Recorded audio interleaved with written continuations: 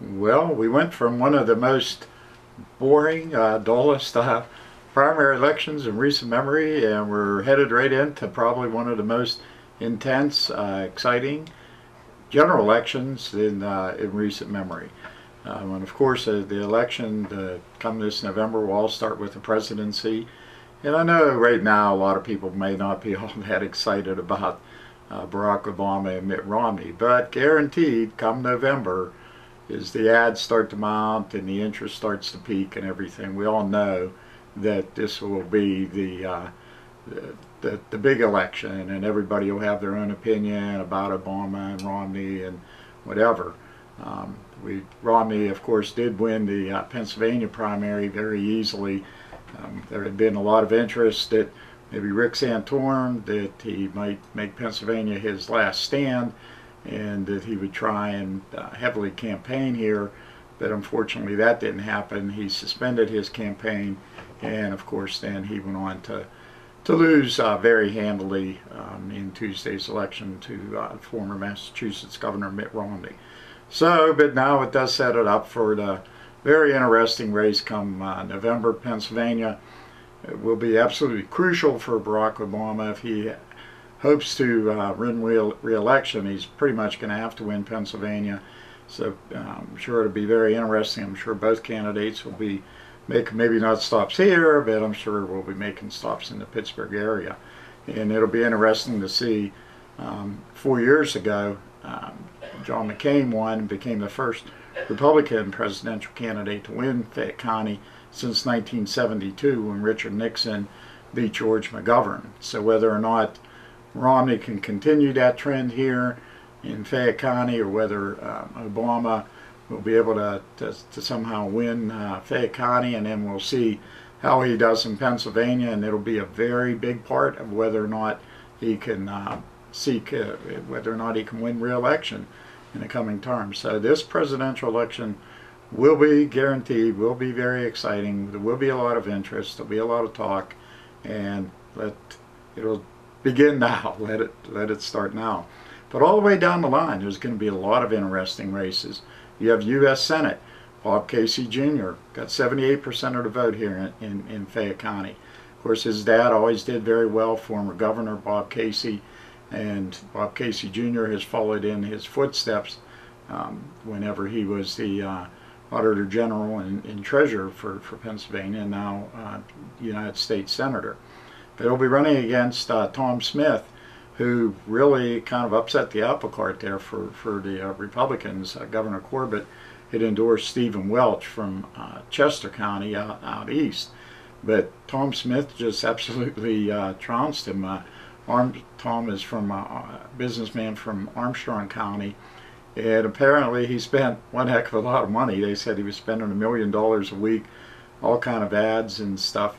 So this could be a very interesting race. We'll see how that turns out. We'll see also if Fayette County, if it'll play a role, and whether Bob Casey Jr. will be able to carry Fayette County in this election. Remember, 2 years ago, Fayette County also went for Governor Corbett and Pat Toomey in the U.S. Senate race at the time. So another very interesting race. Also, we're going to have 4 local legislative races as opposed to this past primary where we only had 2.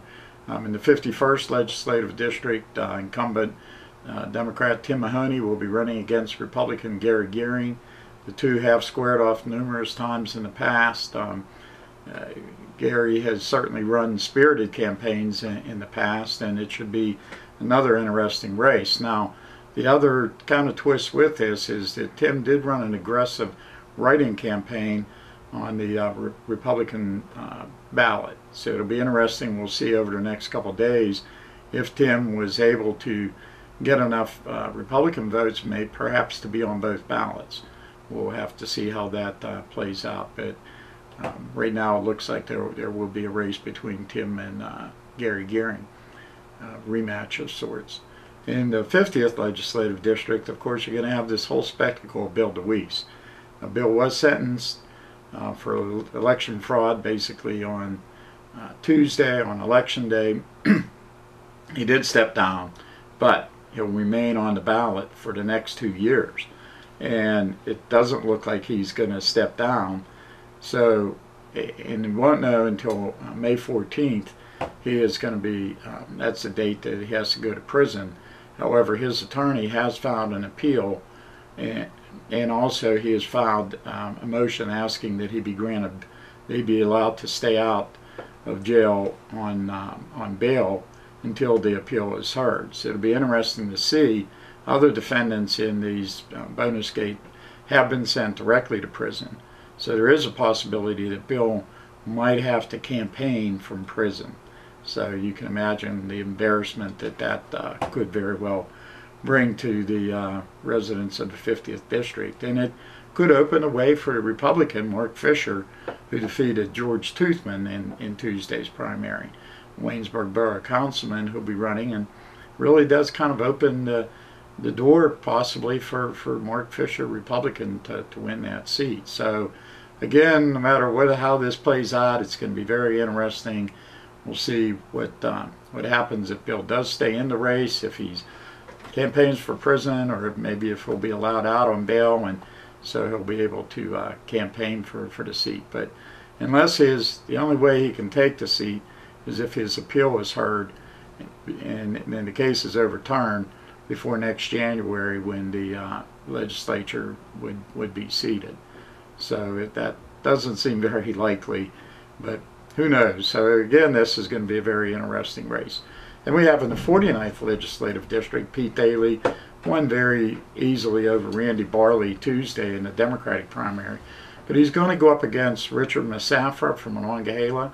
And Mr. Musafra gave Pete his strongest challenge ever 2 years ago, lost by 1,500 votes, so he's back again. So once again, that should be a very interesting race. And then in the 59th District, Republican Mike Reese will be running against Democrat Harriet Ellenberger. We also could have a race in the 9th Congressional District. Bill Schuster had run on the Republican unopposed, and he won easily. However, on the Democratic side, Karen Ramsberg had run an aggressive writing campaign kind of at the last minute, and so we'll have to see if she got enough votes there to qualify. So we'll be looking at that over the next couple of days. So we could even have a race in the 9th Congressional District. And then we're going to have 3 statewide races, which should be interesting. You have for Attorney General Kathleen Kane, former Lackawanna County Assistant District Attorney, who waged a strong campaign against Patrick Murphy, former congressman from the Philadelphia area, kind of upset him. A lot of TV ads there, a lot of talk about her. People seem to like what she had to say. If she could win, she would be not just the first Democrat to win to become the Attorney General. She also would be the first woman to be elected to that job. She'll be running against Cumberland County District Attorney David Freed. He served in the office for 6 years now. So that'll be an interesting race to see how that plays out. Also for Treasurer, you have Diana Irie Vaughn, Washington County Commissioner. She served there since 1995. She's currently in her 4th term. So that'll be of note to people, I'm sure, in Fayette, Greene, and Washington counties familiar with her father, Frank Irie. And she'll be running against Robert McCord, the Democratic incumbent from Montgomery County. And then we also have for Auditor General, it'll be between 2 legislators, the Republican John Maher from Allegheny County and Eugene DePasquale from York County. So it all matches up for, looks like a very interesting November election, general election. It should be far different from this past primary. So we're going to take a break right now. Stay tuned. I'll be right back. At theheraldstandard.com, our mission is to provide news, information, and services to enable our communities to prosper. Every day, we strive to achieve this goal through 3 dynamic products. Wake up each morning to a copy of the Herald-Standard.com newspaper delivered to your home. Enjoy the e-edition, an exact replica of our print product on your computer, tablet, or smartphone. Or secure unlimited access to our full-coverage digital news site online at heraldstandard.com. One local news leader, 3 great options. Okay, just want to remind everybody, we've been getting a lot of good letters to the editor, and really welcome anybody that, you know, if you have anything you want to get off your chest, please feel free. You can just mail it to mokeefe@heraldstandard.com or send it here. Our address here at heraldstandard.com is 8-18 Church Street, Uniontown 15401. Look forward to hearing whatever you have to say. Just please make sure that you leave your phone number so we can call to verify it. And also, you do have to put your name. We do not publish anonymous letters. So that's going to wrap it up for this show this week. My name is Mark O'Keefe. I'm Executive Editor for HeraldStandard.com. I want to thank you for watching. We'll see you later.